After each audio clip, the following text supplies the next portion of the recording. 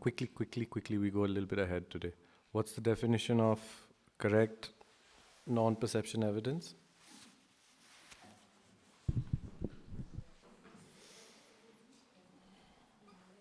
What's the definition of correct non-perception evidence? And then, no, okay. In a specific proof? Huh? There has to be, just basically, so that you get the meaning, at least there has to be a common locus between the explicit predicate and the negative phenomenon. Get that. Okay? Is that clear? Now memorize it. Okay, just how are you going to do it? In the first case, with correct effect evidence, there has to be a common locus between the explicit predicate and a cause of the reason. Right? Done. In the second one, whatever is the explicit predicate has to be the same nature as the reason. Done. Third one, there is a common locus between the explicit predicate and a negative phenomenon. That's the main points. Yeah? So at least if you have this kind of, I don't know, like if you can anchor it in these three things, then at least you won't get confused later. Then you can add the words, but the meaning is important. Yeah? So they have to be correct evidence. And if it is correct evidence proving a positive phenomenon, and there is a common locus between the explicit predicate and a cause of the evidence, then it is a correct effect evidence. If it is proving a positive phenomenon, and whatever is the explicit predicate has to be the same nature as the evidence, it is same nature evidence. And it is now not saying positive phenomena, it is correct evidence where there is a common locus between the explicit predicate and the negative phenomenon. That is non-perception, yeah? If you get this, then you won't get lost. So then if you read it again, it is correct evidence in a specific proof where there occurs a common locus of a negation, which you know is negative phenomenon, and the object held as the explicit predicate of the probandum in the proof of that. Yeah? Is that okay?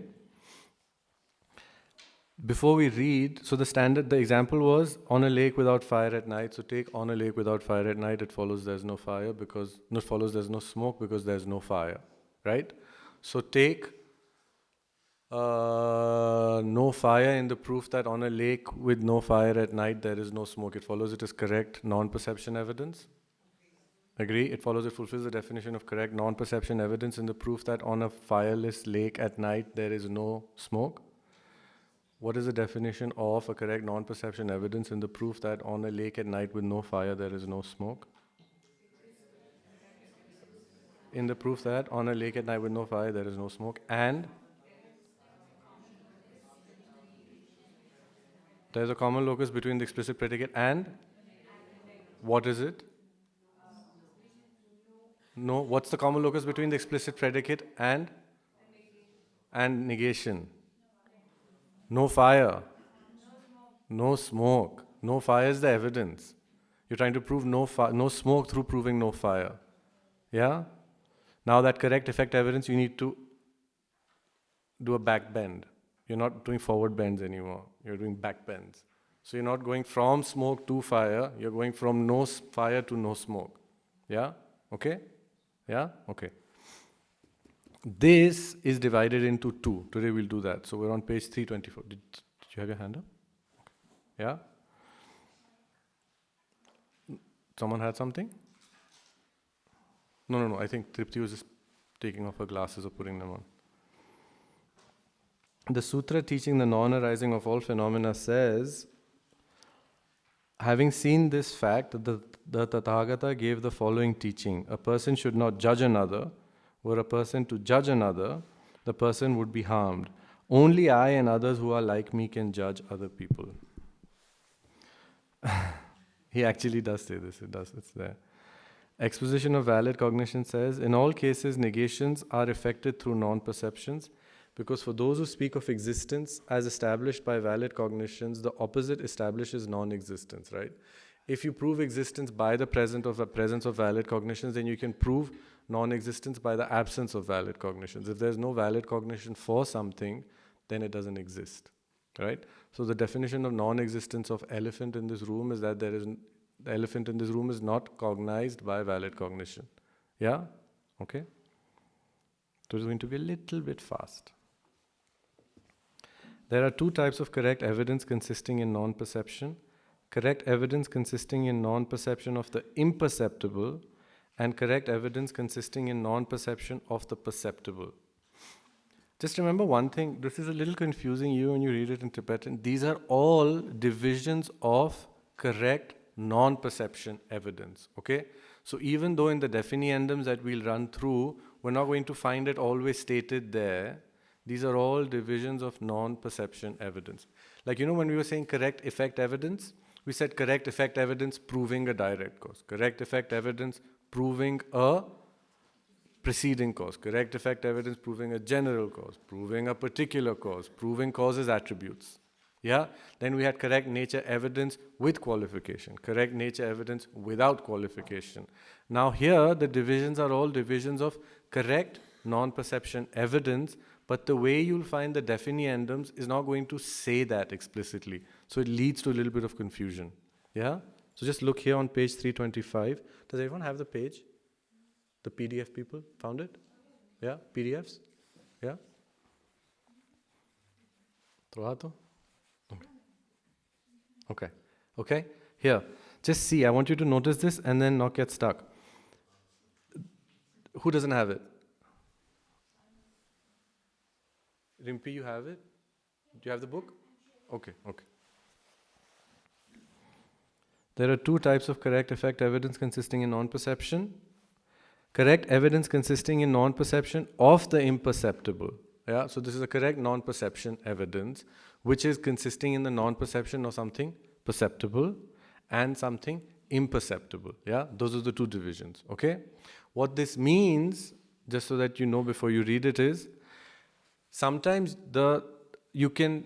some things are not perceptible for you. Yeah, and if they're not perceptible for you, you can't say they don't exist. Correct? If you can't say they don't exist, then there's one kind of reasoning. That is a correct non-perception. So what can you prove in situations where something is not perceptible to you? If it existed, it is not perceptible to you. In that case, you can use a certain kind of reasoning. Then there are other cases where something is perceptible to you and you're proving it doesn't exist. Is that clear? So if something is perceptible and you can prove that you're not perceiving it, then you're saying it doesn't exist. If something is not perceptible and you're saying you can't perceive it, then you can't say it doesn't exist. Does that make sense? So this is what the first quote says. This is correct non-perception evidence, yeah, which is the non-perceptible of something imperceptible. Where the Buddha is basically saying, you don't know what qualities other people have, you don't know what thoughts they have, you don't know who they are, you don't know what they really are. Therefore, since you don't know anything about them and you can't perceive that, not that you don't know, but you can't perceive it, the inner qualities of the minds of others are imperceptible to you. Therefore, you can only make certain claims. So the Buddha is saying here, you don't make any claims, otherwise you will be harmed. Only I and people like me can make such claims. That's what the Buddha is saying, yeah? Now the other one is like the lake thing. Fire, smoke is perceptible to you, right? Smoke being perceptible to you, when you can prove that you are not perceiving it because it is perceptible, you can prove that it's not there. Is that okay? Yeah. So there's a whole way that these divide. Yeah? Okay. You're going to have to tighten up today, okay? We have to do a little bit. Fine? In the case of the evidence consisting in the non-perception of the imperceptible, the referent of the predicate of the negandum, this is a new term, referent of the predicate of the negandum. What did we used to call it? The base upon which the object of negation is, what was it? Do you remember? In the other text, how is it? Yeah. Is known, or I think designated is what it was. Yeah, okay, so that's the one. This is what that's referring to here, okay? Referent of the predicate of the negandum.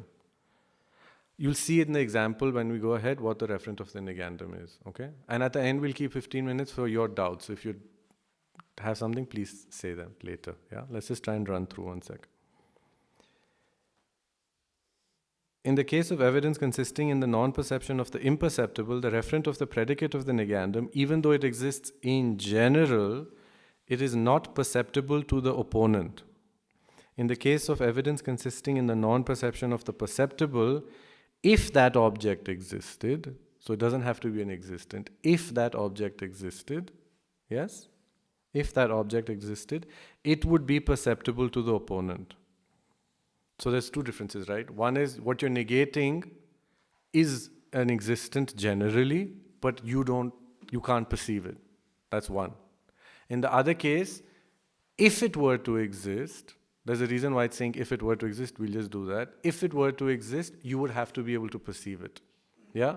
So all the reasons that prove emptiness are these. They are correct, non-perception evidences which are the non-perception of something perceptible. Yeah? So take whatever.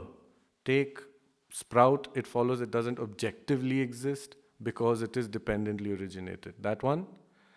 This is the non-perception. You're proving the non-existence of objective existence.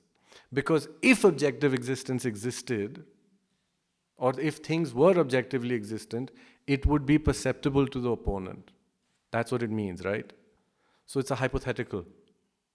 It doesn't exist, but were it to exist, it would have to be perceptible to the opponent. Is that clear? Yeah? Yeah? Okay. We're doing so many, don't worry, there's lots. Yeah? Yeah. Furthermore, each of these has two types. Evidence consisting in the non-perception of a... Each of these has two types. Evidence consisting in the non-perception of a related object, where the negation of an object related to the predicate of the negandum is adduced as evidence, and evidence consisting in the perception of something contradictory, where the perception of something contradictory to the predicate of the negandum is adduced as evidence. Now, you might start to appreciate the importance of related and contradictory even more. And the two divisions of contradictory, which is, what are the two divisions of contradictory? Contradictory. What are the two divisions of contradictory? Related through mutual exclusion and, related. Contradictory through mutual exclusion and contradictory through incompatibility. That's what we're doing, okay? This is going to come up again and again and again, okay? So you see how, just as an outline before you get into it, to show that there is no smoke, you are showing that there is no fire.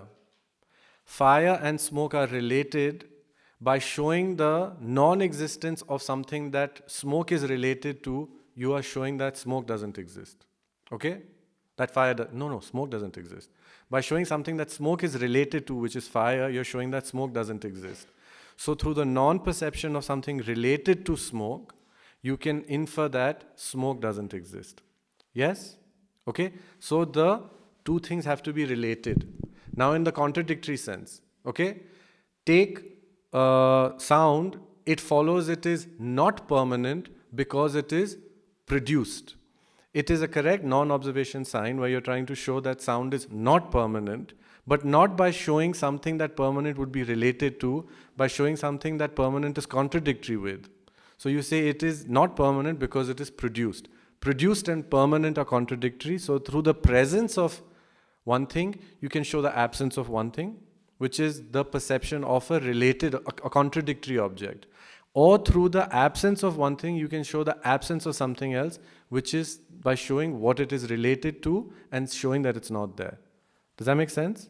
Yeah, so you'll see many examples. Yeah, a classic example for the related one is, I don't know if this is a thing, but apparently in Rocky Mountains, some people have doubts that they are trees because there is a rock formation that looks like a creeper. Yeah? It looks like some sort of vegetation. So you say, take that Rocky Mountain there where there are no trees. It follows there is no fauna. It follows there's no creeper because, or take that Rocky Mountain where there's no vegetation. It follows there are no creepers because there is no vegetation. Right? Vegetation is what is related to? There is no vegetation. What is it? So what are you trying to prove the absence of? You're trying to prove the absence of tree. To show something, to show the absence of tree, you have to show the absence of vegetation here because apparently that's easier to prove. When you show that the vegetation is absent, why can you show that the tree is absent? Because the tree is related to vegetation. Yeah? Okay? I think I said it wrong before, you're right. Yeah. Okay? Is that okay? That's one example. Yeah? So now first we're going to do the other one. Correct non-evidence consisting in the non-perception of the imperceptible. All the people who perceive ghosts here will disagree, but that's fine. The definition of correct... Does anyone see ghosts? No, I'm serious. It's coming. Does anyone see ghosts here? Okay. Then all of us are... This is valid for all of us. Unless someone does see ghosts.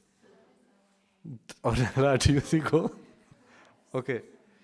Listen. It's coming here. This text is nice. Instead of flesh eater, it says ghost. So we can do ghost.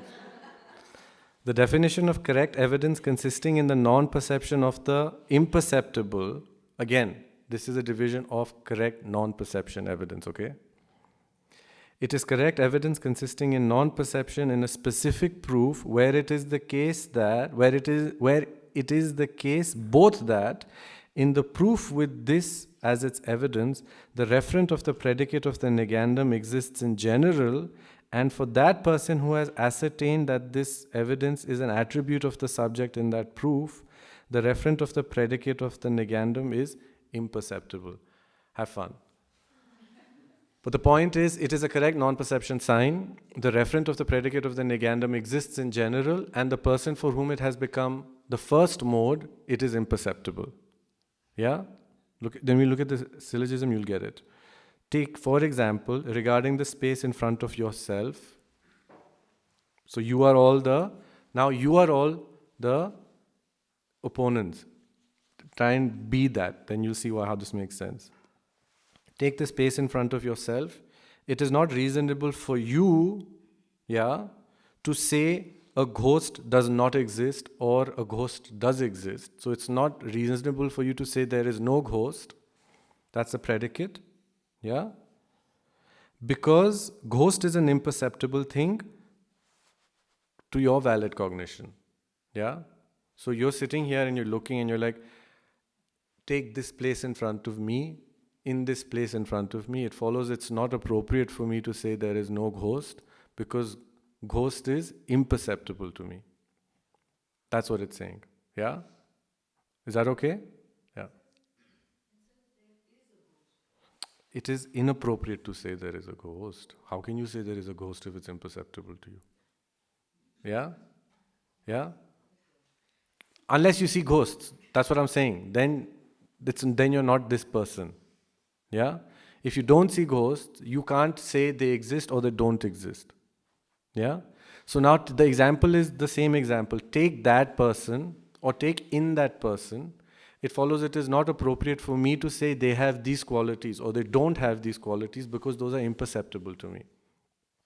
This is the reasoning that bodhisattvas apparently use to not get angry.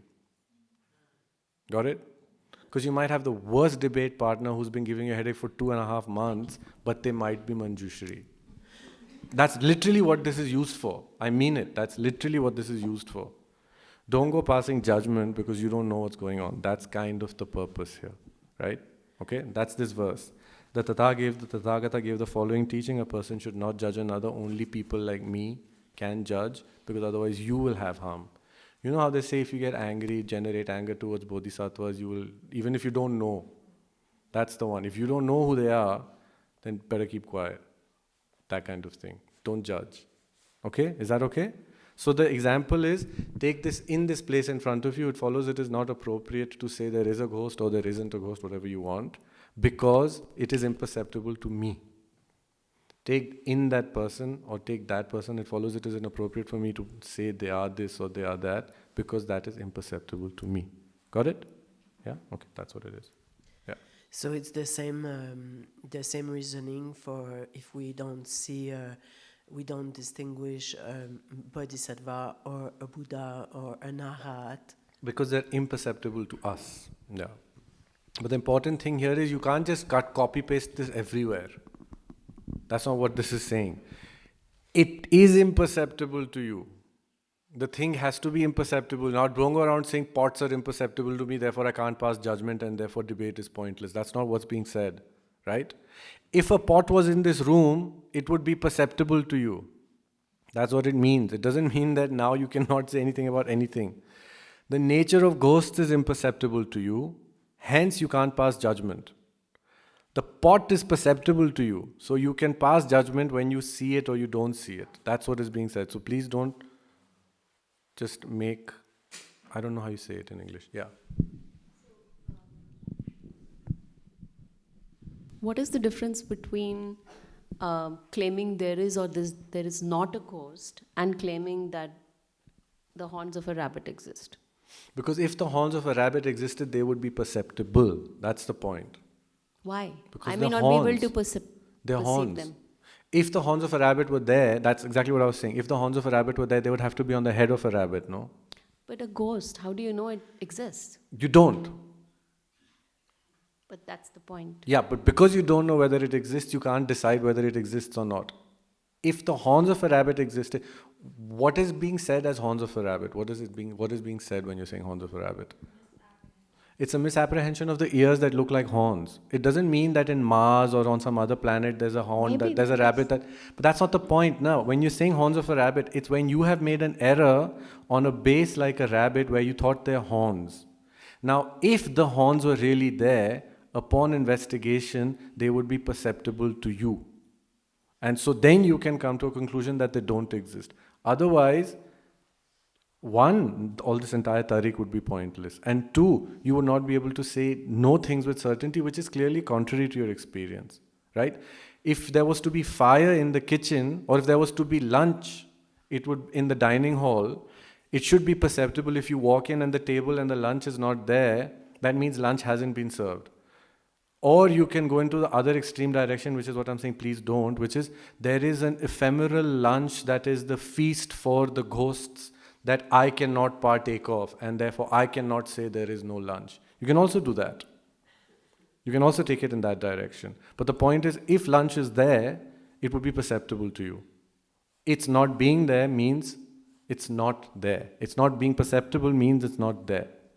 Does that make sense? So the premise here is that ghosts exist. Yeah, of course, the premises exist. You can't say whether they exist or not. You can't say. Ornella, I think, had a different opinion right now. Ask her later. Or you can watch videos of people who say ghosts exist. Anyways, the point is, there are certain things, it's going to come now. In general, things are imperceptible because of their spatial location, because of their temporal location, and because of their nature. Right? So you right now cannot pass judgment about what someone is doing abroad, like in San Francisco. You can't say what they're doing. Right? Right now. You can get on a video call and then you can say what they're doing. But right now, as it stands, for you, that location is so basically that kind of stuff. Does that make sense? Yeah? So all people who are concerned that their partners are cheating on them, you don't know. That's why you do video calls and then you ask for proof, right? Get it? But because right now it's not perceptible to you. That's what is being said. So there are things that are too far, there are things that are too distant in time, and then there are things that by their own nature are imperceptible, right? Those things you can't pass judgment on. There are other things that would be perceptible. On those you can. That's how these two are being distinguished. Is that okay? Yeah? In the present context, since ghosts by their very nature are subtle, got it? They remain imperceptible to some people and are not ascertained by their valid cognition. So it would be inappropriate for such a person, it's not in general, for such a person to make claims. Is that okay? So it would be inappropriate for such a person to make any claim about the presence or absence of ghosts. In the same manner, it would be unreasonable for ordinary beings to claim that all things exist in such and such manner, while their valid cognition does not ascertain such a truth. Similarly, it would be inappropriate for persons to make allegations about such and such faults in others. Faults here is mental faults. If they've killed someone, that's perceptible. If they've stolen, that's perceptible, right? You're talking about the thoughts. Is that okay? Like emotional states, mental, and those kind of virtues and non-virtuous qualities. Not ascertained through valid cognition the presence of those faults in others. Yeah. In this and other ways, it is shown that it is not right to engage in the acts of exaggeration or denial while one does not see through one's own valid cognition what is actually the case. Yeah. So you can use this also for the horns of a rabbit. But if for you, the horns of a rabbit are imperceptible, period, then you can't say there are no horns of a rabbit here. Or you can't say there are horns of a rabbit here. Does that make sense? I treat ghosts the same way. Okay. That's why I'm having a trip Okay, with but this. if I was to say there is no horse on this table in front of me, why? Why is the horns of a rabbit different?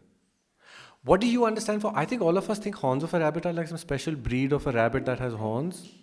I No, understand it's a misperception of Right, right. imagining that, but the I'm saying example. yeah, but I'm saying ghosts are something that unfathomable that they exist. So then, So you can't make claims about them. Yeah. That's it. But the horns of a rabbit, same. I mean, you can't make claims whether there are horns of a rabbit or no horns of they're a rabbit. not there. I mean, that's So clear. why are you saying same then? They're not the same, no? Okay, In yeah. one case, you can't say that they exist or they don't exist. In one case, you can say that they don't exist. You need to gauge for yourself what this is, huh? All of you. You need to see which category you fall under. Yeah?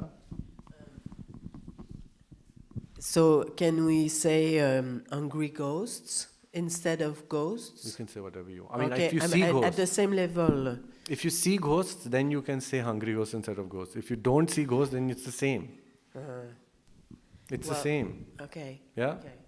Do you remember what Gen was saying the other day? This is also helpful because until you can prove with your valid cognition that something exists, there's no point you make claims about it. Right? So liberation, nirvana, Buddhahood, all these nice things, I don't know. Or you engage in analysis and you try and find a way to say that they exist or they don't exist. Because sitting there and passing judgment about its existence and not, while it is imperceptible to you, is pointless. So you see what look at the definition again, then it'll be clear. It doesn't say it is imperceptible in general. It says it is imperceptible for the person for whom it has become the attribute of the subject. For that person, it's imperceptible. So over here, so take this space in front of you, it follows it is not appropriate for you to say there is no ghost because ghosts are imperceptible to you. If ghosts are not imperceptible to you in this place, then you are not someone for whom it has become an attribute of the subject, right? Only when it becomes an attribute of the subject for that opponent, that's when you use these reasons. Elsewhere, it's not. Yeah? Okay? In this case over here, in this hall, are you someone who would be able to perceive ghosts or not able to perceive ghosts? If you are not someone, then the syllogism is so let's read it like it says. Very good. Regarding the space in front of oneself, it is not reasonable for a person for whom a ghost is an imperceptible thing to claim there is no ghost, because a person for whom a ghost is imperceptible has not perceived ghost with valid cognition, right? So where is it for an attribute of the subject? Where someone for whom a ghost is imperceptible has not perceived a ghost with valid cognition? Here, right? Are you that person? There's a long debate that we do here, but just to summarize it, are you that person? If you are that person, then for you this is a correct evidence. Yeah? If for you a ghost is imperceptible, okay, or for you the ghost is perceptible, but you know that for me the ghost is imperceptible. Let's assume you know that. Then you can say to me, Atisha, your saying a ghost is existent here or not is not accurate or is not, what is the word here? It is not reasonable for you to claim there is no ghost because for you a ghost being here is imperceptible. So you might see it and I might be going around saying it's not there, and then you can use this syllogism on me. Does that make sense? So it's only for the person for whom the attribute of the subject is there. Does that make sense? Yeah? When you say there's no horse on the table, Yeah. isn't horse non-perceptible? If it were to exist here, it would be perceptible. But isn't horse a non-associated compositional factor? Perceptible doesn't have to be with your senses. Perceptible. Generally, with valid cognition, see, has not perceived a ghost with valid cognition. It's not just with your eyes. Okay. Got it? Okay. Yeah? Also, are you saying you don't see horses? Okay. For those of you who've just joined, there's some weird things going on, in this room. Jason is saying a pot is not a pot. Anastasia is saying smoke is not smoke. Henrik doesn't know how to know a tree. Now a horse you can't see. All these funny things have started to happen over here. Okay? All right. Yeah? So there's not much more here than just trying to show you that if for your valid cognition something is not perceptible somewhere, you can't say it's there or not. Right? Now, just to make it clear, I think this will move. Can you know your positive qualities or your negative qualities? You can. I mean, let's assume you can. So it's not like virtuous mental states or non-virtuous mental states are hidden to you or they're imperceptible to you. They are imperceptible to you in someone else. That's what's imperceptible to you. That's why it says, in that person, it is inappropriate for someone for whom these qualities are imperceptible to say they are not there because they are imperceptible to that valid cognition on that base. The attribute of the subject ties it to the subject, right? So when those qualities are hidden to me there, then I can't pass judgment. Does that make sense? Yeah? Sorry, I was pointing at you because you were just there. It is perceptible that Venerable has a cold. That we can pass judgment about, right? Other things you can't, like COVID. Okay? Correct? Evid, so that's done. Done. Okay? Move ahead. Anyone? I'll give you 5 minutes. Today I'm going to run. I've told you twice. 5, 4, 3, 2, 1. Correct evidence consisting in the non-perception of the perceptible. Okay? The definition of correct evidence consisting in non-perception of the perceptible in a specific proof is, it is correct evidence consisting in non-perception in a specific proof where, if the referent of the predicate of the negandum in that proof existed on the basis of negation, got it? See? It would appear to the opponent. Yeah? Got it? No. So if the horse existed over here, it would appear to you. Then, if you're using a syllogism to show that the horse doesn't exist, so take this table, it follows a horse doesn't exist here because an animal doesn't exist here. Take the proof, no animal in the proof that on this table there is no horse. It follows it is a correct evidence. It follows it is the three modes. Except it follows it is correct non-perception evidence. It follows it is correct non-perception evidence, which is the non-perception of an imperceptible. What is the basis of, what is the referent of the object of negation? Horse. Is horse perceptible to you? Except. If horse were to exist here, would it be perceptible to you? Okay? Yeah? So, again, a perceptible, see, look what it says. If the referent of the predicate in the negandum of the proof existed on the basis of negation, it would appear to the opponent. Yeah? Jason, appear doesn't have to be only to your senses. Okay? Yeah, valid cognition. Whether it is sensory, mental, whatever. So, in other words, could I use valid testimony to prove that there's a ghost in front of me? Really? There's a ghost here because the Buddha says so. Yeah. First find the sutra where the Buddha says there's a ghost in Thosamling. Which is your valid testimony.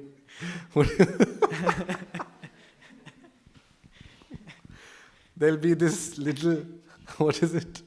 A prediction for the future. On the, what is today, the 4th? 5th? What is today? On the 4th of December at 10:46 in the hall of Thosamling, in the front of the room, between the throne and you, there is a ghost. If you find that, then you could use that as possible valid testimony. But even that, to prove it's valid testimony, there's a whole bunch of criteria that comes. Yeah. Okay? So that's what this is. So in the one case, okay, why is it saying referent of the predicate of the negandum? Let's just get that clear. What's the previous syllogism? In the space in front of you, right? It is not reasonable for a person for whom a ghost is an imperceptible thing to claim there is no ghost or there is a ghost, because for a person for whom a ghost is imperceptible, what is it? Because if a person for whom a ghost is an imperceptible thing has not perceived a ghost with valid cognition. Technically, the predicate of the negandum is the whole thing, right? It will be, what is it? It is reasonable for a person for whom a ghost is an imperceptible thing to claim there is a ghost. That will be the predicate of the negandum. Yes? The predicate of the negandum is supposed to be the whole thing, right? But what is the referent of the predicate of the negandum? The referent of the predicate of the negandum, which means what the entire predicate of the negandum rests on, is the perceptibility or imperceptibility of ghost. So the referent of the predicate of the negandum is what the entire negandum rests on. Yeah? In some cases, it's the same thing as the predicate of the negandum. In some cases, they're different. So take no fire in the proof that on a lake at night there is no smoke. What is the predicate of the negandum? Huh? Take no smoke in the proof that in a lake at night with no fire, there is no smoke. What is the predicate of the negandum? What is the predicate of the negandum? Fire. Why are all of you staying smoke? No. What is the predicate of the negandum in the proof that on a lake without fire at night, there is no smoke? Smoke, sorry, yeah, my mistake. Yeah, it's smoke, right? Is there a difference between the referent of the predicate of the negandum and the predicate of the negandum here? What is the referent of the predicate of the negandum? There is no difference. Tell me. It's just smoke, right? You're trying to show that there is no smoke. So the referent of the predicate of the negandum and the predicate of the negandum is the same. Okay? Yeah. The predicate of the negandum will be smoke. It's what you're trying to negate. Yeah? Sometimes it's what our text had as the object of negation. Sometimes that also is done like that. Yeah? Okay? Is that okay? Now, let me ask you a question. For you, now this is for you. Take on a lake with no fire at night. It follows it is inappropriate for you to say that there is no smoke because smoke is imperceptible, because fire is imperceptible to you. Because smoke is imperceptible to you, is that okay for you to say? It follows smoke is perceptible to you? Okay. Agree? I just want to see. It follows smoke is not perceptible to you? It follows smoke is not perceptible to you because you cannot see smoke on that lake. It follows you cannot see smoke on that lake. It follows you cannot perceive smoke on that lake. It follows the perception of smoke is not happening through your sense, through your eye consciousness. It follows it is not perceptible to you. What is it perceived by? On this lake with fire, on a fireless lake at night, what is the smoke perceptible to you? How is it perceptible to you? Huh? It would have to be perceptible to the eye consciousness. It follows it's not perceptible to you.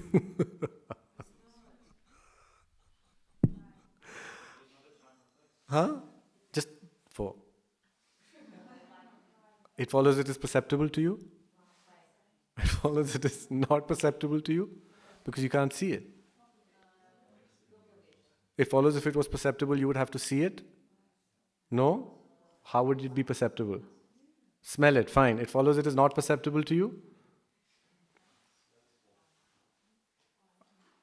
You can smell the smoke on a distant fireless lake at night. This is like Birbal's khichdi. I've come up with this twice. Do you know the story of Birbal's khichdi? Never mind, I'll tell you later. Okay, so is it perceptible to you? Can you smell it? Can you smell what's going on in McLeod right now? No. What about Lower Dharamshala? Unlikely. Sheila Chowk? Sacred Heart? Nobulinga? So why is the fireless lake smell perceptible to you? It's not. Fine. It follows this is a correct non-perception sign, non-perception evidence, which is the non-perception of an imperceptible. Because the referent of the basis, the predicate of the negandum is imperceptible to you. It follows it is imperceptible because you're not perceiving it. It follows you're not perceiving it. It follows it is perceptible. It follows for it to be perceptible, it doesn't have to be perceived? Fine. Agreed. So why is it? So then take the ghost for you. It follows it is perceptible? No, to you. Take the ghost. It follows it is perceptible? Because at a future place, at a future time, it will be perceptible.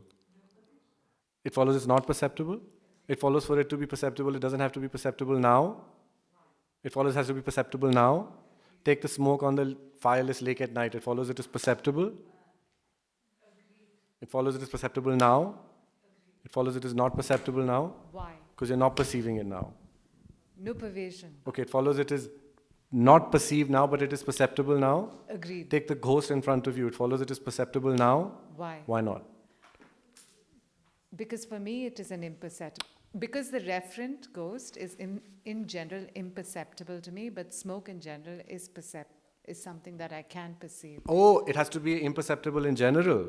To me. To you. Take virtuous qualities. It follows they're imperceptible to you? In others, agreed. Who are you answering to? I'm asking there, you're answering there. Take virtuous qualities. It follows they're imperceptible to Why? you? Why? So take Pritika. It follows she can pass judgment on my qualities. Sometimes. No. It follows she can accurately pass judgment on my qualities. Absolutely. Correctly pass. Okay, what am I thinking? You're thinking that she's really not getting it. This time I was. This time I was thinking that. Okay, but you get the point? So, does it have to be look at the definition. Get clarity of the definition. Where is it? Here. It is correct evidence consisting in the non-perception in a specific proof where it is the case both that in the proof with this as its evidence, the referent of the predicate of the negandum exists in general, and that for the person who has ascertained that this evidence is an attribute of the subject in the proof of that. Yeah? Page 325. Huh? The PDFs are all different pages. Yeah, I don't know why that happened. It's a very weird thing. Correct evidence consisting in the non-perception of the imperceptible. The definition of that. How did that help? Oh, right. Oh, okay. Yeah? So, Pritika, you go. Just go, or anyone, just go with this, yeah? Take mental qualities. It follows they are imperceptible for you. Agreed. Really? Really? What did I ask? Take mental qualities. It follows they're imperceptible to you? No. They're not imperceptible to you. So take, they are imperceptible to you? Mental qualities are imperceptible to you. You don't know when you're happy. Mental qualities. I see. So if you have to know mental qualities, you have to know everyone's mental qualities. Just take mental qualities. Period. It follows they're imperceptible to you. Huh. Who's saying except? You? Take fire. It follows it's imperceptible to you. Yes. Why? If you see one instance of fire, it follows you see fire.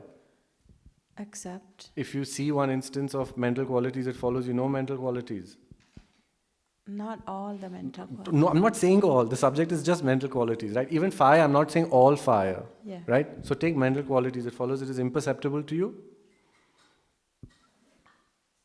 It is imperceptible to me. Why? It's not. Got it? Okay.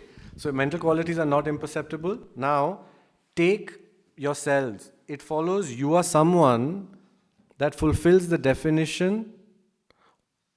You're someone for whom this. A person for whom mental qualities is an imperceptible thing has not perceived mental qualities with valid cognition. Is this for you a correct reason? It's not a correct reason, no? So it follows that therefore you can pass judgment on the mental qualities of others. So let's go like this. Take Venerable's mental quality. Take Venerable. It follows she has extraordinary mental qualities. Right? It follows you can posit this. It follows you cannot accurately say she has extraordinary mental qualities. It follows you cannot accurately say she has mental qualities because. So take you. It follows you cannot posit that Venerable has extraordinary mental qualities because extraordinary mental qualities are imperceptible to you. It follows you don't know what extraordinary mental qualities are. Don't be humble, all of you. It follows that you know what mental qualities are. It follows mental qualities are not imperceptible to you. Except, it follows that you can ascertain mental qualities. It follows that you can prove that Venerable has mental qualities. It follows the mental qualities of others are not imperceptible to you.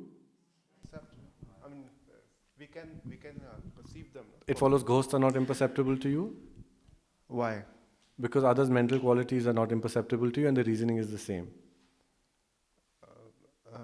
No, but others' mental qualities we can see from their behavior. Oh, if someone behaves in a certain way, it follows it has to be preceded by a mental quality. Except, yeah. So when parents scold the children, it means that they hate them.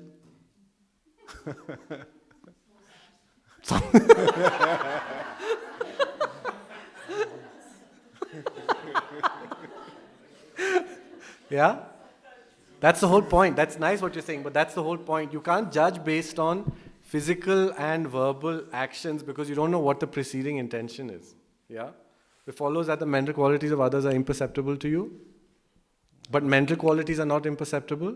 Except. So take that person, it follows it is not appropriate for someone for whom mental qualities are imperceptible to say they have these qualities, because for the person for whom mental qualities are imperceptible has not ascertained mental qualities with valid cognition. That's the reason? Is that the reason? That's what the text says though, right? Except, yeah. So who is the correct defendant over here? There is no correct defendant? A baby, 1-year-old baby, 1-day-old baby. It follows the 1-day-old baby can ascertain the attribute of the subject. That's really hectic. What is this, like a genius child? Huh? No, why? No. Why? It follows there is no correct opponent. Except. It follows this is not correct evidence. What this whole sutra that the Buddha said, don't go around judging other people, it follows this is redundant. Why? Because it doesn't work. There's no one for whom mental qualities are imperceptible. It follows there is someone for whom mental qualities are imperceptible. Agreed. It follows that person doesn't know mental qualities. Agree. On others. Are? It follows that person doesn't know mental qualities. Why? It follows the person does know mental qualities. Agreed. It follows mental qualities are perceptible. Agreed. It follows what? Yes? No? On others. No. Again, why you keep changing the subject? How am I changing? What's You the are. I'm subject? asking you, are mental qualities perceptible for this defendant? What is the subject? Mental qualities. So the entire. Mental qualities. Okay. They're not perceptible. Right. Take mental qualities. It follows for the defendant they're not perceptible. It Agreed. follows the defendant doesn't have a mind. Why? It follows the defendant has a mind. Agreed. Follows they have mental qualities. Agreed. Follows they're in coma. Why? It follows they're aware of what they're thinking. Agreed. It follows they know mental qualities. Agreed. It follows mental qualities are perceptible to them. Agreed. It follows it is not a defendant for whom mental qualities are imperceptible. Agreed. Yeah. It's tricky. It's very slippery. Try and make sense. The other one is correct evidence consisting in non-perception of the perceptible. It is correct evidence consisting in, so page 326. It is correct evidence consisting in the non-perception in a specific proof where, now here it's very clearly explained, if the referent of the predicate of that negandum in that proof existed on the basis of negation. So this is really tied down to a setting, okay? It would appear to the opponent. But you can still debate this, okay?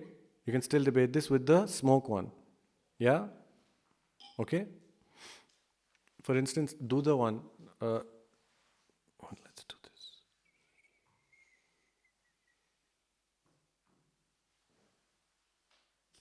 Just come to page 327, just so that you can do a little bit. Can you see the third paragraph from on top? The second is illustrated by there are no trees. In the case of positing on a rocky cliff without trees, there are no Ashoka trees because there are no trees. Yeah? So take no trees. It follows it is correct non-perception evidence in the proof that on a rocky cliff with no trees, there are no Ashoka trees.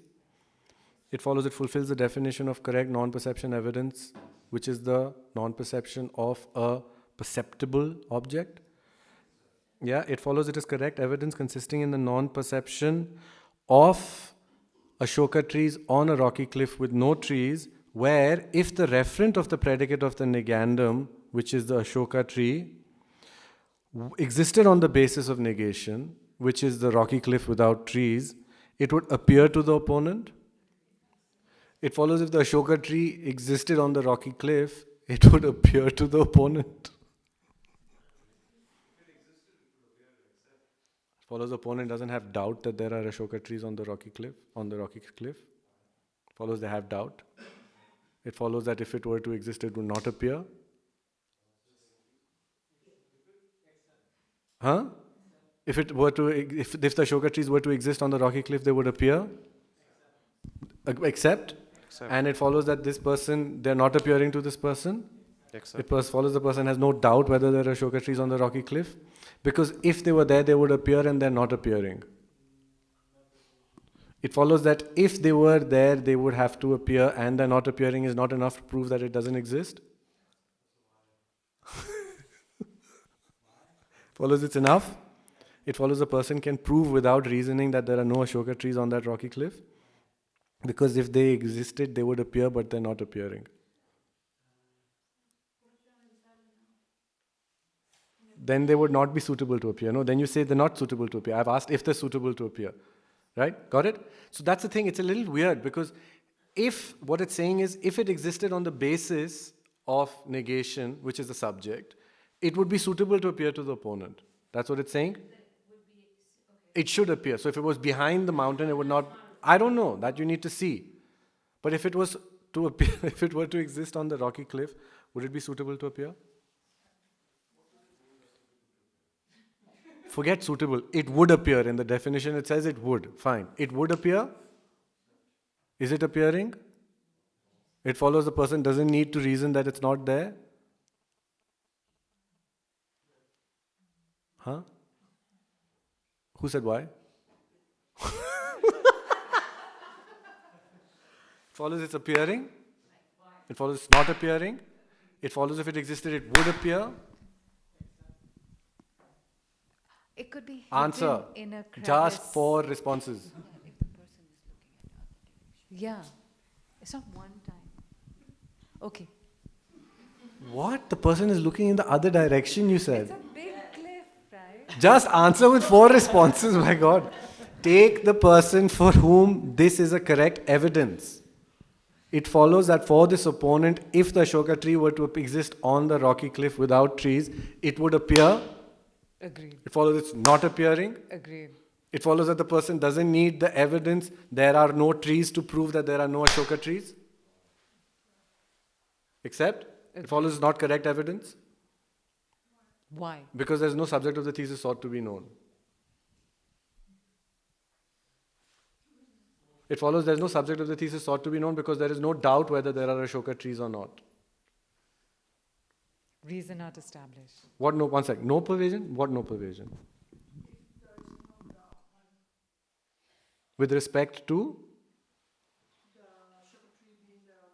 Yeah, on the cliff. What is the definition of subject of the thesis sought to be known in the proof that on a rocky cliff there are no Ashoka trees? Yes, that we ascertain, be present on all subjects. No. Subject of the thesis sought to be known, not attribute of the subject. Subject of, It is that which is held as the basis of debate, and after having ascertained it to be the reason, there is the wish to know whether it is a predicate or not. yeah, this is the attribute of the subject. No, that's subject of the thesis sought to be known. Okay, yeah. Yeah? It follows there is the wish to know that there are Ashoka trees on the rocky cliff.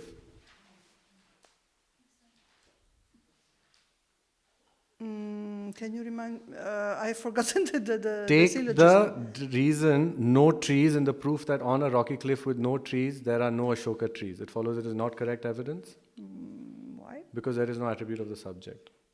Is it not established? There's no attribute of the subject because there's no subject of the thesis sought to be known. Is it not established? There's no subject of the thesis sought to be known because for the defendant doesn't wish to know whether on the rocky cliff there is an Ashoka tree. Or is it not established? It follows they don't wish to know because they already know it. Or is it not established? They already know it because if it was there, it would be suitable to appear and it's not appearing.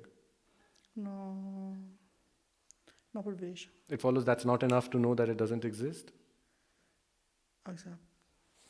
It follows that for you to know that it doesn't exist, it's not enough that if it existed, it would have to appear and it's not appearing. Accept. So what do you need? A valid cognizer. The valid cognizer, I'm saying the one that is looking and not seeing any Ashoka trees, the eye consciousness. Take the eye consciousness looking at this table, it follows it doesn't know that there's no horse here. Not for sure. No, you can have a doubt that there's a horse here. You need proof that there's... Yeah, Here there is no horse because there's no animal. Is that what it is? I'm not necessarily a valid cognizer, no? No, leave it. For you, do you know that there's no horse here? Well, without glasses, I can see. Fine. So Without it's glasses... possible there is a little horse. Yeah, fine. And I can see. Fine. So then you'll have to prove that there's no animal. You need reason. No reason. So how will you know that there's no horse? For example, with a valid eye cognizer. Yeah, so fine. When you see it with valid eye cognition, you'd see that there's no tree. The Absolutely. opponent is Yeah. the opponent needs glasses in this evidence, is it? In this evidence, No. The opponent has good eyesight, 20 on 20 vision. probably. Right? Okay. For them, it follows they know that there's no Ashoka tree on the rocky cliff. They know that there's no Ashoka tree because they've got 20/20 vision. And it would be suitable it would appear to them, but it's not appearing. It follows that you need proof to show that there's no horse on the table. No. Why not? Why? What's the difference?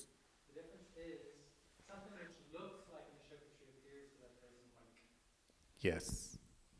Okay? Okay? Yeah? Something that looks like an Ashoka tree is appearing. If the Ashoka tree was there, it would be suitable to appear. The Ashoka tree itself is not appearing, but there's something that's misleading. So to remove that doubt, you need to use another evidence to say, hey, that's not an Ashoka tree. There's no Ashoka tree there. Like when you go to Madame Tussauds museum, you might think there's a lot of celebrities initially, a child. Then you need to show that, hey, that's not really the queen, or something like that, right? That's how this is working, okay? Okay. So carry on with the evidence. It is correct evidence consisting in non-perception in a specific proof where, if the referent of the predicate of the negandum in that proof existed on the basis of negation, it would appear to the opponent. Yes? So, the Ashoka, this one is, no trees is correct evidence in the proof that on a rocky cliff with no trees, there are no Ashoka trees because, yes, it is correct evidence consisting in the non-perception of Ashoka trees on the rocky cliff with no trees, yes, where if the referent of the predicate were to exist, predicate of the negandum in the proof existed on the basis of negation, which is if the Ashoka tree existed on the rocky cliff, it would appear to the defendant. Yeah? Is that it? Is that fine? There are two types. Correct evidence consisting in the non-perception of something perceptible that is related, and correct evidence consisting in the perception of something perceptible that is contradictory. Just notice two things here. Correct evidence consisting in the non-perception of something related. Yeah? Do you see that? Non-perception of something perceptible to it is related, and the other one is consisting in the perception of something perceptible that is related. Is that clear? So there's two. Non-perception of related and perception of contradictory. which is what we were saying earlier. You can show that something doesn't exist by showing something it is related to doesn't exist, or you can show something doesn't exist by showing something that is contradictory to it exists. Is that okay? Is that clear? Yeah? 326. Do you have the PDF? Karen, you just just search. Just search for this. Correct evidence consisting in the non-perception of the perceptible. Or you can just write non-perception of the perceptible. It's a sub-section. Yeah, it's before. Okay, got it? Got it? Yeah, okay. Which one? No. I'm glad that you're asking. Say this. Please say this. Why is it still called non-perception? Which one? If you're the second example where you're perceiving something. So you know what technically the whole thing should be? It should be correct, not technically that this is a wrong translation. It is a correct non-perception evidence which is showing the non-existence of the referent of the predicate of the negandum through the perception of something that is contradictory to it. That's what the whole thing means.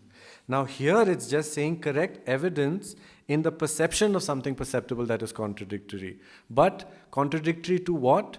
To the referent of the negandum, right? The predicate of the negandum, which is then what you're trying to show doesn't exist. So it is generally a non-perception evidence. The kind of non-perception evidence is it is trying to prove the non-perception of something perceptible by proving the perception of something that is contradictory to it. That's how you break it down. I don't know if you want to write this, if you want to have clarity, because later when you read it, you'll get really confused. Okay, so these are all non-perception evidences that are divided into non-perception of something that is imperceptible and non-perception of something that is perceptible. We've done the ghost one. Now this is the perceptible one. There is correct evidence proving correct non-perception evidence. Yeah? Also just one thing. When you're saying non-perception evidence, where is the non-perception? In the evidence or in the predicate? In the predicate. Is this clear? Is this clear? You're trying to show something doesn't exist. Right? So non-perception of something that's in the predicate, not the reason. So the negative phenomenon, that's why in the definition it says there's a common locus between the explicit predicate and the negative phenomenon. Okay? Is that clear? Just terminologically, okay? First part. The negative phenomenon refers to the reason? To the explicit predicate. What's the definition of correct non-perception evidence? I don't know. Let's say it together once.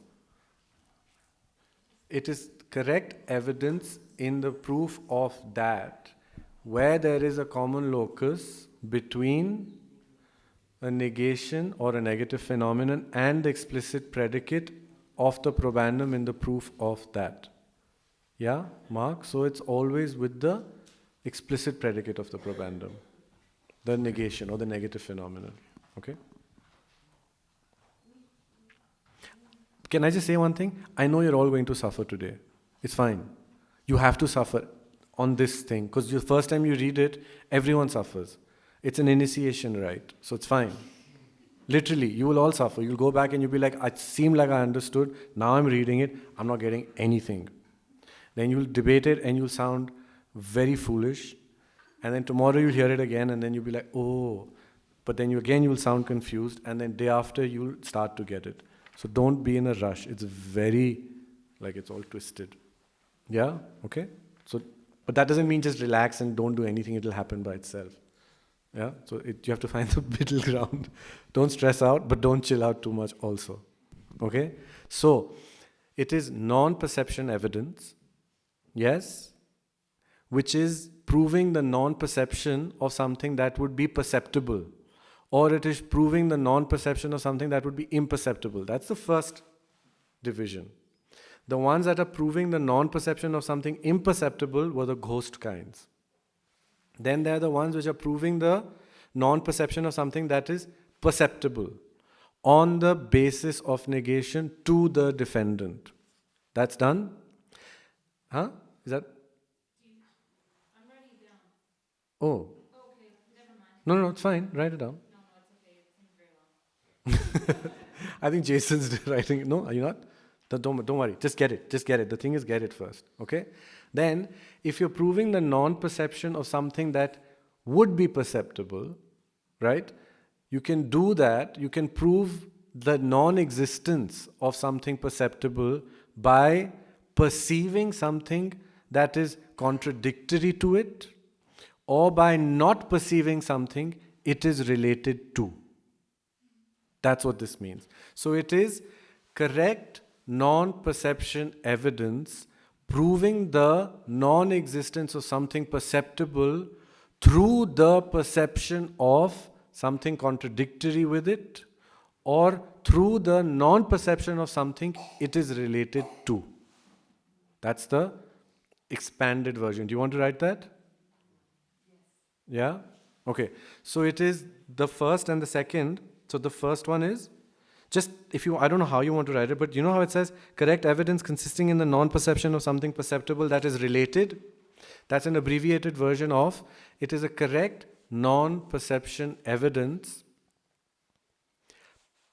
Correct non-perception evidence. Yeah?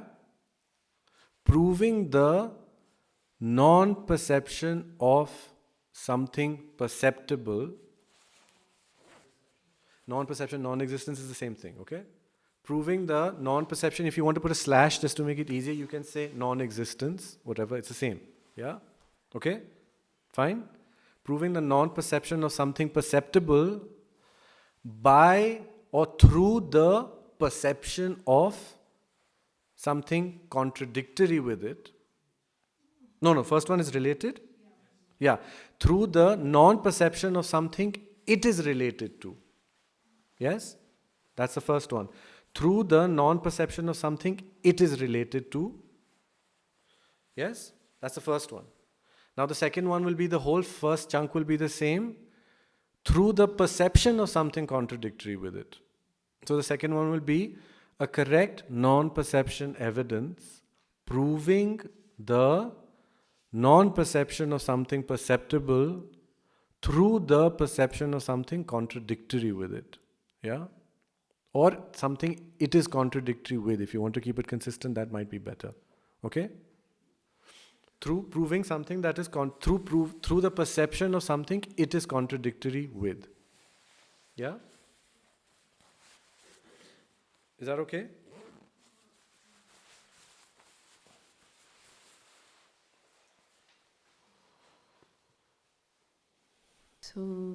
So like each one, like the non-perception perceptible is divided Into in two. related and contradictory, Yes, and exactly. truth related to contradictory. Okay. Exactly. And these definiendums are, even in Tibetan, it's just gelda mikpeta, gelda ma mikpeta. But even in Tibetan, it should be gelda mikpe ma mikpeta or gelda ma mikpe ma mikpeta. So the thing is, they just get summarized, and even Dharmakirti, when he writes them in the text, they just get summarized. And then you lose sight of what's going on. So I remember when I was also reading at some point when I revise, I just used to get so confused because I'm like, why is it saying proving something contradictory? Why is it saying not proving something related? It's confusing. That's why when you expand it, it's easier to understand that you're talking about generally non-perception evidence, which is trying to prove something either perceptible or imperceptible. So you come down one level. If you're in the perceptible realm, you're trying to show the non-existence of something perceptible by perceiving or showing that there is something which it is related to which doesn't exist, or showing that there is something that it is contradictory to which does exist. That's what you're doing. Okay? Yeah? And then these have their own divisions.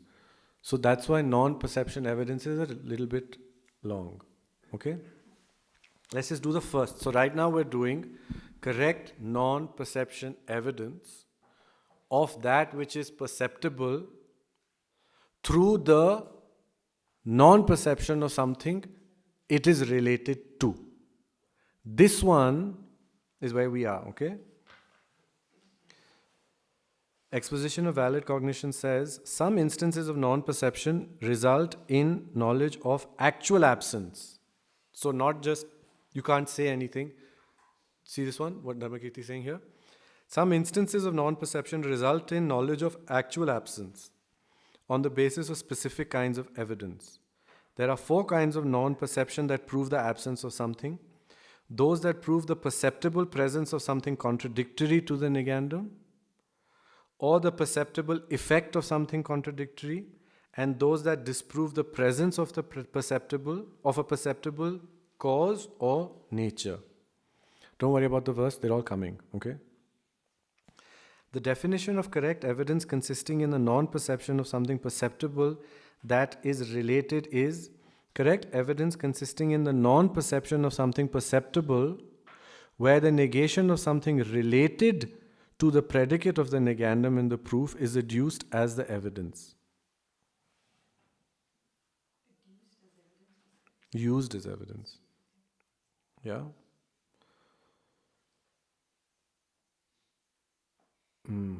There are 4 types. Non-perception of a perceptible cause, non-perception of a perceptible pervader, non-perception of a perceptible nature, and non-perception of an immediate effect. Yes?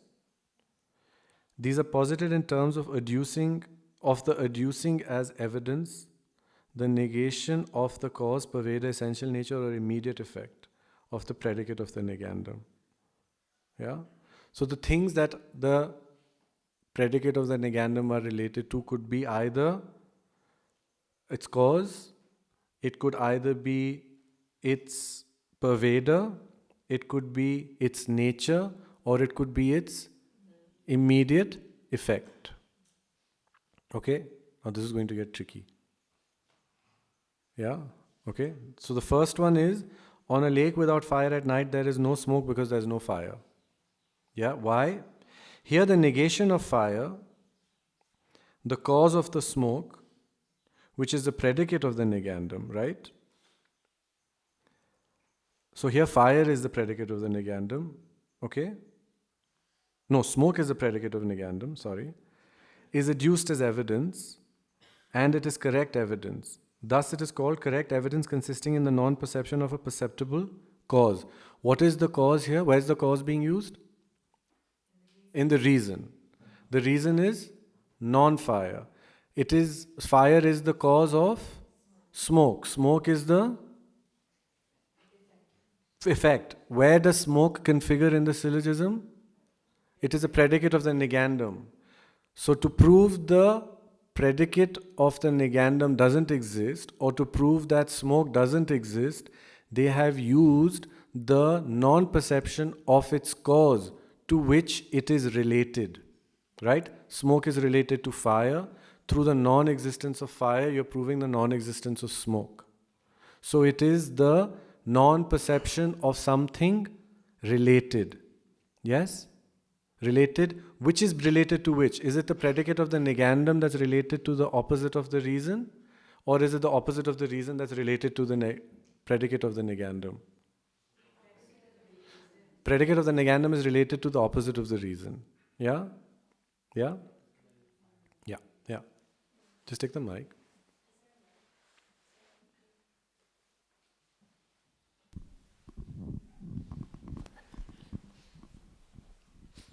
I get a little bit confused how you use predicate, probandum, and negandum. So I thought the negandum is just the opposite of the contradictory of the probandum. Yes. The probandum can be negative, can it be a negative phenomenon or Yes, a positive phenomenon? of course. Okay, so why is fire here the predicate? Or what is the difference then between the predicate and the probandum? The probandum is the thesis. It's another way of saying thesis. Oh yeah, okay. Remember? Yeah. So the predicate of the probandum will be the predicate in the thesis. The predicate of the negandum will be the predicate in the opposite of the thesis. So Yeah. on a lake without fire at night, there is no smoke is the probandum.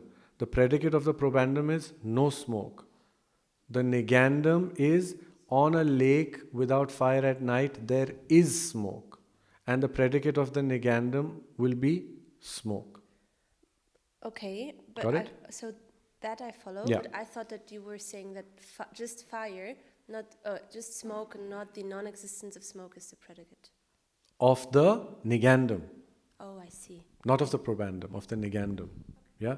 So it's true, when you say predicate, if you don't connect it to the predicate of probandum or predicate of negandum, then it just means the actual predicate, which is the second part of the syllogism. But when you're saying predicate of negandum or predicate of probandum, then you need to see whether you're talking about the thing or its opposite. Yeah? Okay. These are all just technical terms that are there so that you can navigate reasoning and syllogisms easier. Otherwise, you just get stuck. Yeah.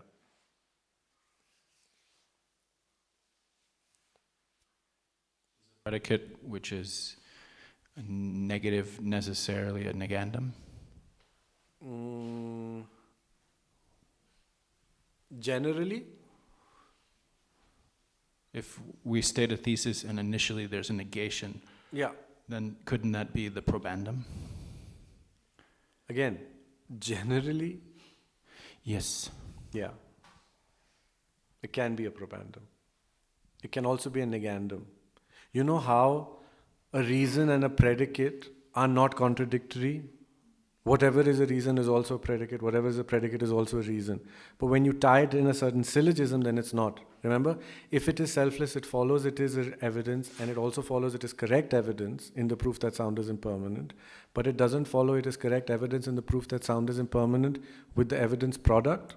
So, take smoke not existing on a fireless lake at night.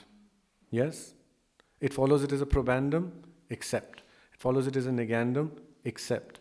But it follows it is the negandum in the proof that on the blah blah blah blah. So that's what I'm saying, tie it down to something.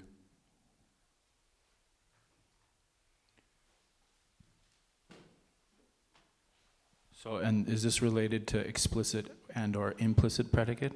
You'll have to tie it down in the proof of something, Mark. Why don't you do it with a syllogism? Let's try that.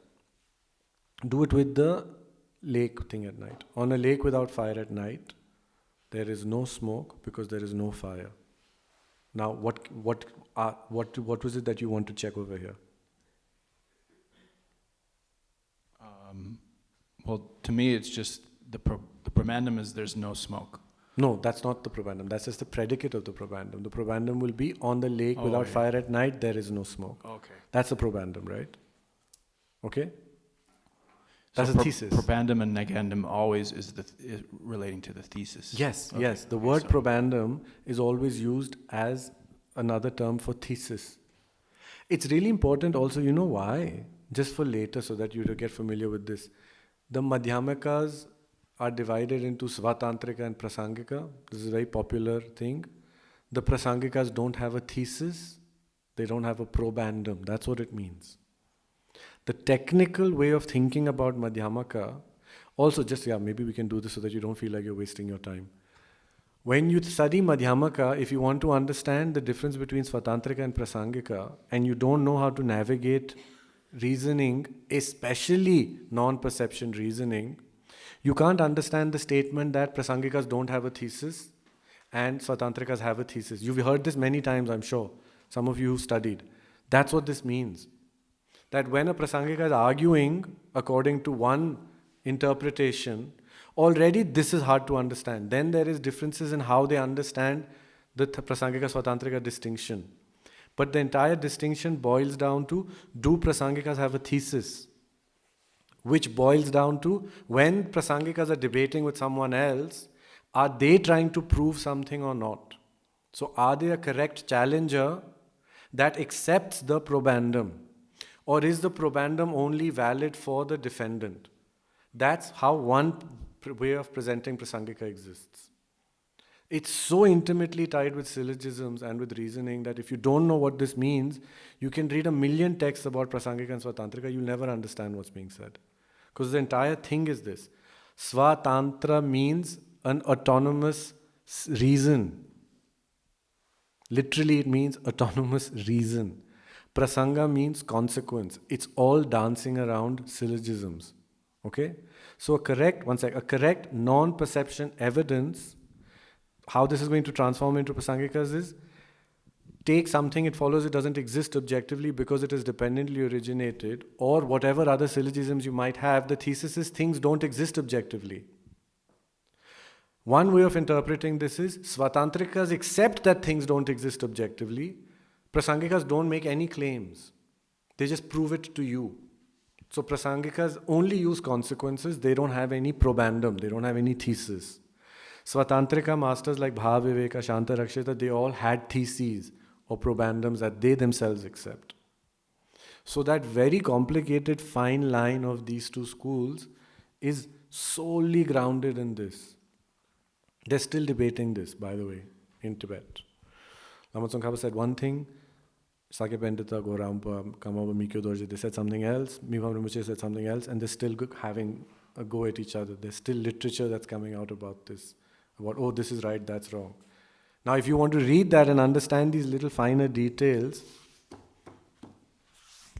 you'll struggle so much if this is not kind of clear. So struggle today, struggle tomorrow, struggle on Friday, relax over the weekend, and on Monday, you'll at least have a map. Then when you read something later, it'll be so much more meaningful. Because then, look at the definitions of correct reasons here. Proof statements is where the challenger has to know something, and then the defendant has to be proven it. For Madhyamaka Prasangikas, there's no proof statement. Do you understand now why? They don't have a thesis, which means there's nothing the challenger knows. There is that ineffable, inconceivable, emptiness is beyond concepts. That all ties into syllogisms. It's beyond concepts, it's ineffable, therefore Prasangikas have no thesis. Therefore they're not trying to prove any probandum. That's why Prasangikas don't use proof statements. What do Prasangikas use? Only consequences. Who understands the consequence? Only the defendant. Is a Madhyamika Prasangika a correct defendant? Correct challenger? No.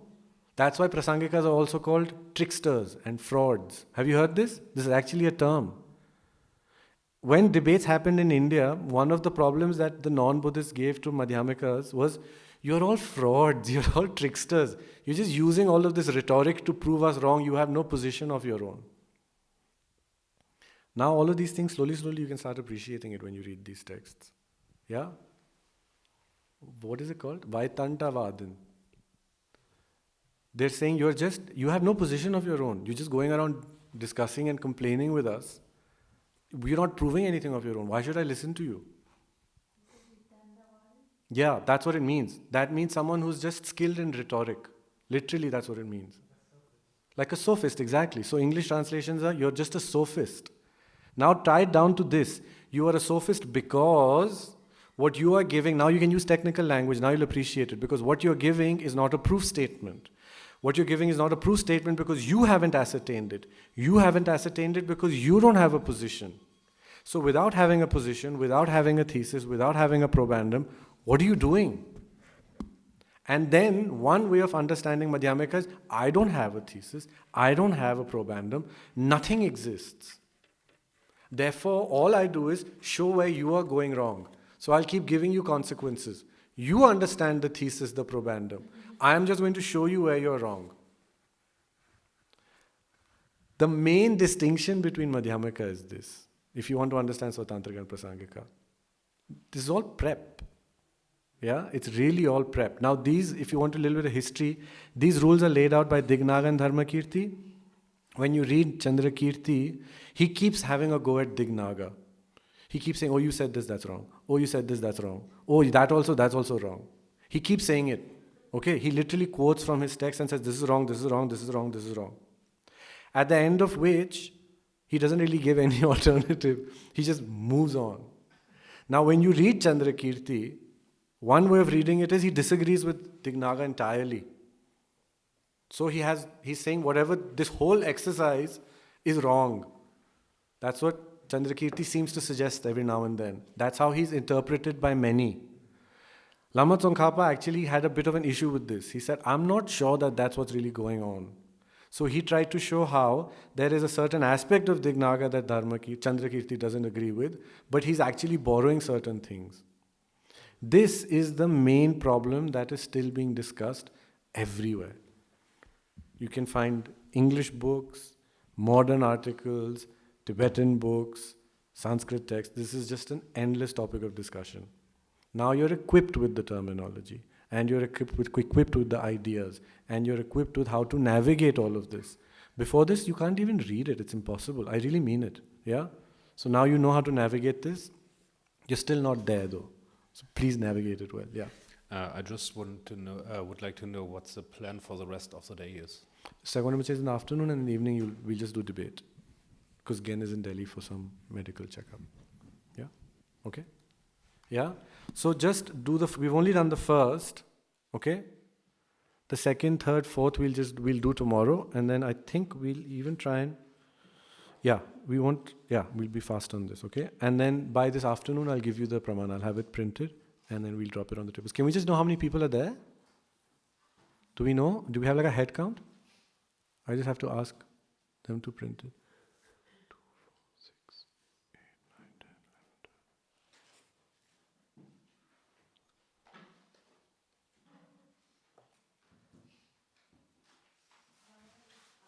12. Maya's absent, no? Yeah, we'll get one from Maya as well. Sure.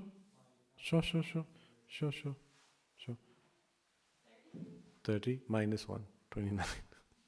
Yeah, 29, okay? Yeah, that's it.